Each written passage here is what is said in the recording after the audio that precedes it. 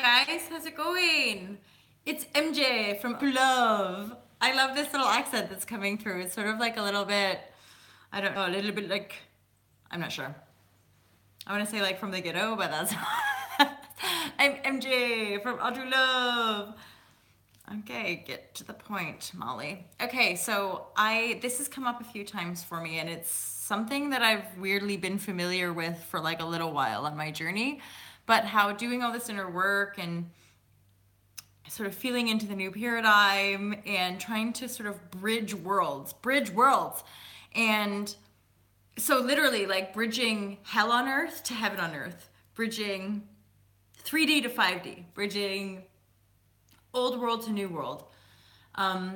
So this bridge that we're in can often feel as though the fabric of reality is coming undone. Because the imprint on our consciousness has been on this frequency, 3D, fearful matrix, or the illusion of separation matrix. That's been imprinted. So we veil, get imprinted. This is reality. And then, so now as we're bridging from this reality to this kind of reality, that transition can feel as though the, again, fabric of reality is coming undone. And so this, to me, if I'm saying it in like a kind of visceral, tangible way, often feels like just being in the void, in the emptiness, in the blackness, in the divine mystery. There in the void and the darkness, in essence, is like some of our greatest power, because it's from within that empty void that we can allow our most divine aspects, most brilliant, bright light and divinity to become known to self. So there's that kind of full, infinite, spiraling cycle of creation that we need to go venture into some of the deepest, darkest depths to churn our greatest light. I can't help but think, and I know I write about it in the book, buy the book, buy the Fearless Life Guide, but I talk about Gandalf and how in the first trilogy, he's like Gandalf the Grey. I consider myself a little bit like Gandalf the Grey because I still smoke spliffs, so it's like, it's like, yeah, remember how Gandalf would like still smoke a little pipe or whatever. But then in his gray incarnation, he plummets to the depths of hell, and he battles his scariest demons, right? Hey Eric, how are you? So cool to connect, because I know we're on Instagram as well. So Gandalf falls, the great wizard, he falls.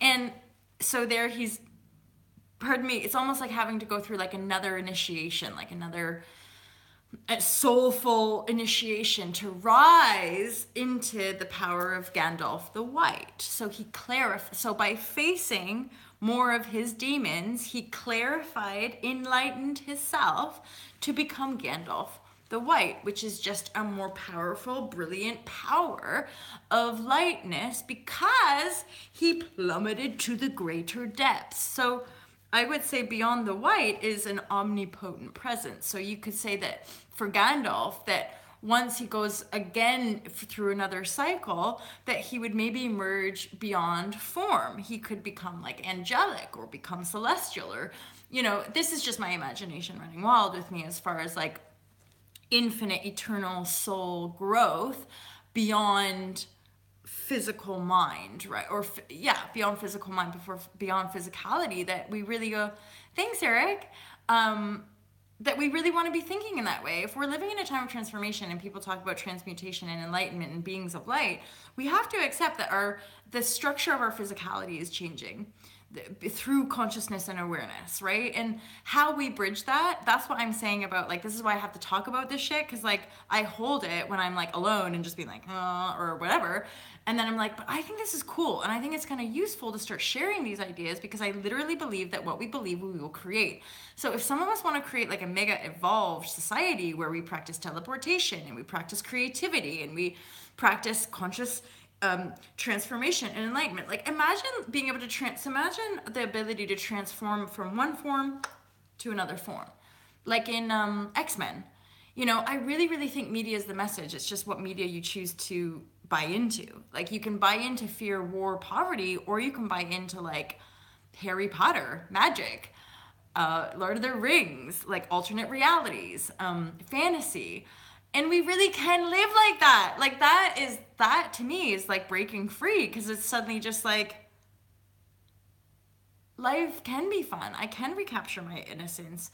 That's why I wrote the book, though, because to me there's sort of this process, this kind of healing process of unlearning systematic values and unlearning dense patterns, still self-created, but using our conscious control to uncreate them or simply transform them into something lighter. So yeah, we have like infinite potential. It's just a matter of like sharing it, being bold enough to share our weirdness, and then attracting more of the weirdness, so that those little tribes become like the masterminds of the new world, of the new paradigm.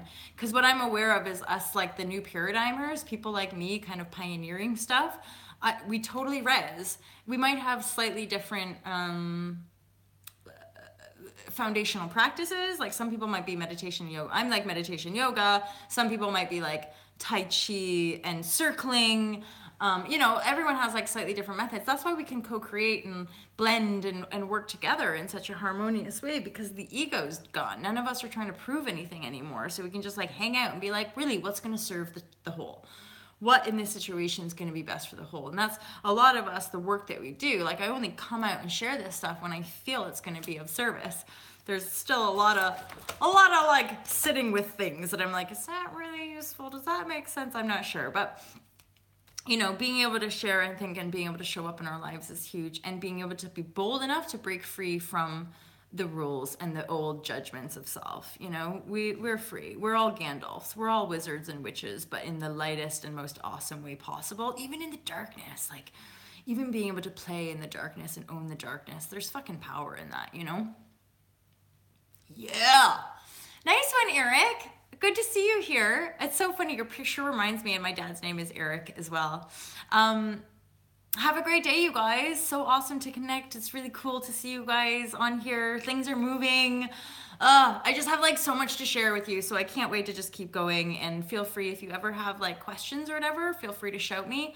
And then, because Eric's here, it's like, check her out on Instagram, and then also Facebook. I'm doing this thing.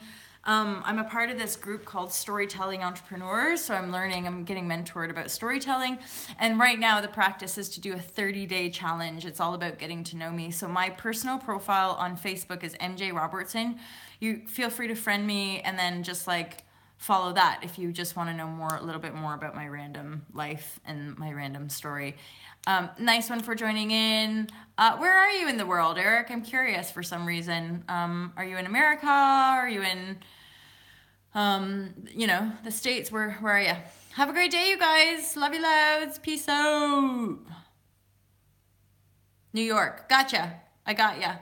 Amazing. Maybe I'll see you one day.